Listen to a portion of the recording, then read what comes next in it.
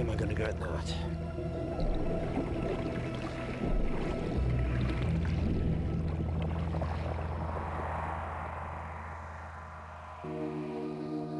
Before going headlong into any big swim, it pays to do your research. Unfortunately, the answers you find might not be the ones you were hoping for. After countless phone calls, I still haven't found a soul that has swum Holy Island. And I'm beginning to really wonder why. If anyone is going to understand how I feel, it's Simon Murray. Simon has spent years discovering and realizing swims, often across difficult waters. His greatest accomplishment being to resolve a route across the world's third largest whirlpool, the mighty Corryvreckan.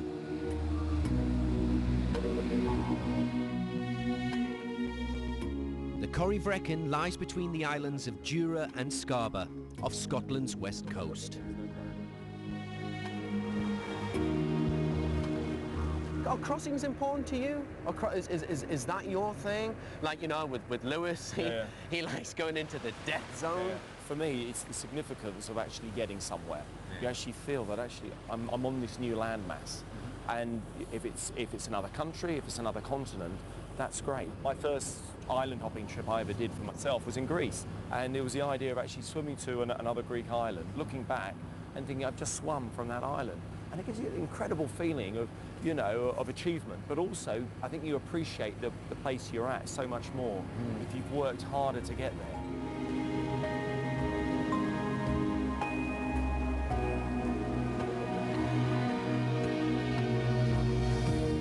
This is more about conditions, isn't it? This is more about currents and what the sea could actually do to me. What would we likely to expect out in Corryvreckan? I think this will be good training for your Holy Island swim. Yeah.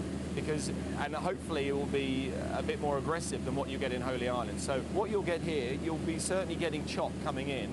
You'll also be getting rolling waves coming in from the Atlantic. Even when there's no wind, you still get rollers coming in. So this will be a good experience of actually not being on a flat surface. You'll actually be going up and down. And that's just something for you to be able to handle. What actually forms the whirlpool? What's happening out there to create it?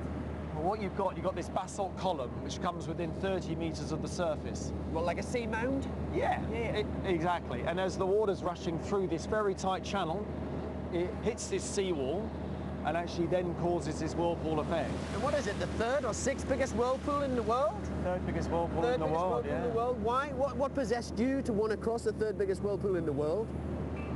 Well, I thought, let's start off easy. Let's start off the third biggest, and we'll worry about the second and the first later on.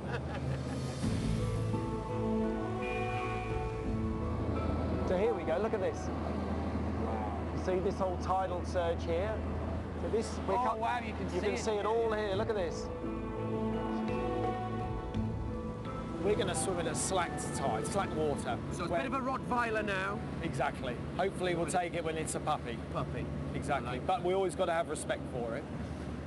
Can you imagine going across that? Bye-bye.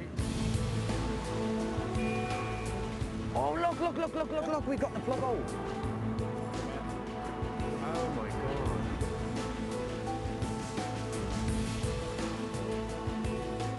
It's pulling the boat backwards. Take a wild guess what it would do to me.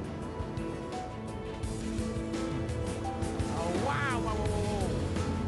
Woo. Woo. It's very humbling nature, isn't it?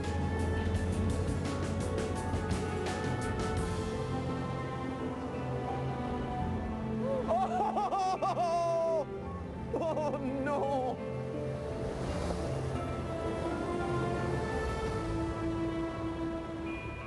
So we've got Scarborough here, and we've got Jura over there, and one of the greatest sort of shipwreck stories that I've heard of was that George Orwell, who was writing one of the greatest books ever, 1984, on that island, decided to go for a boat trip with his son. That's right. And what happened? Well, they were paddling through on a slack tide, and then they came back, but missed the tide slightly. So then they ended up actually being not on slack, being on a full force of the tide. They then became dislodged, and they actually had to swim to shore to survive. And George Orwell, or Eric Blair is his real name, nearly died. And without that, 1984 wouldn't have been written. But there is a lovely story still linked with George Orwell. And if there's ever any greater motivation to get me across other than you, was George Orwell's brother-in-law called Bill Dunn, who lost his leg in World War II. He swam across the whirlpool, covered himself in sheep fat, and then just went across the water with one leg, set off like a jet ski. And he did that in 1984 to commemorate the book, George Orwell's book. I didn't know that. Yeah, and so, you know, if he can do it, we should be thinking for tomorrow, yes. Robson, if he can do it with one leg, we must be able to do it with two.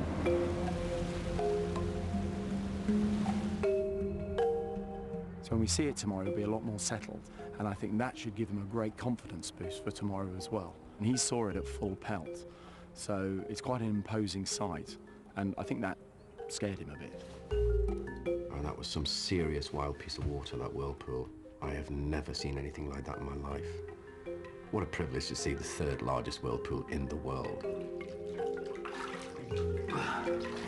I think you can admire the beauty of the ocean, the biggest swimming pool in the world, but my goodness, ignore its ferocity at your peril.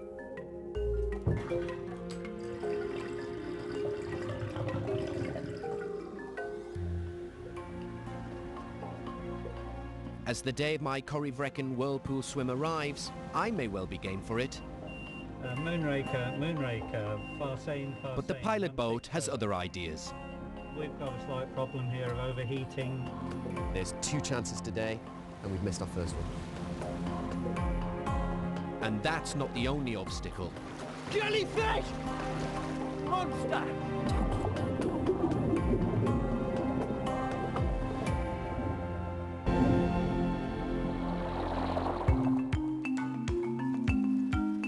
After a restless night's sleep, I head to the harbour to meet Simon and board the boat that will take us to the start of the Corryvreckan swim.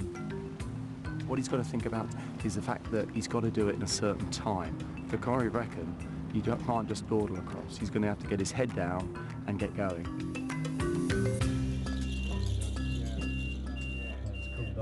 But no sooner have we lost sight of the shore when the boat lets out a splutter and refuses to go any further. 1-6 over.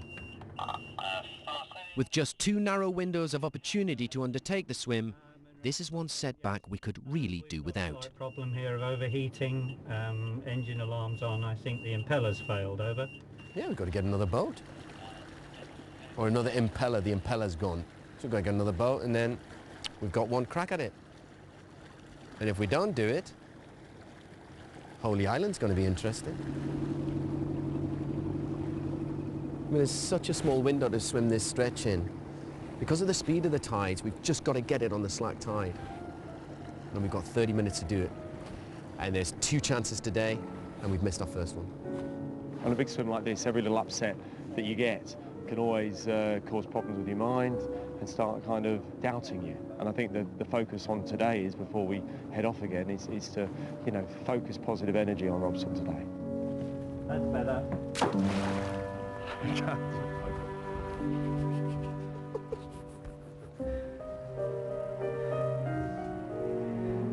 Why won't it come out? I wanted to wake up in a good mood this morning. Had so many bad dreams last night. Or dreams or nightmares. Had nightmares about the cold, the conditions, bloody jellyfish. Dreamt I was swimming breaststroke, and I was asking the crew just to check for jellyfish. And when I bobbed up, one was on my head. They were going, "It's on your head." And I'm going, "Where is it? Where's the jellyfish? I can't see it. Could you tell me? Could you tell me?" Nearly. Here it comes. Well done. Well done, Mike. Thanks very much. Right, I'll get a number for that, Doug. Okay. I'll be 2 seconds, okay? Yep. I don't know, but there's something slightly disturbing in the air this morning. I think today might be jinxed. I don't know.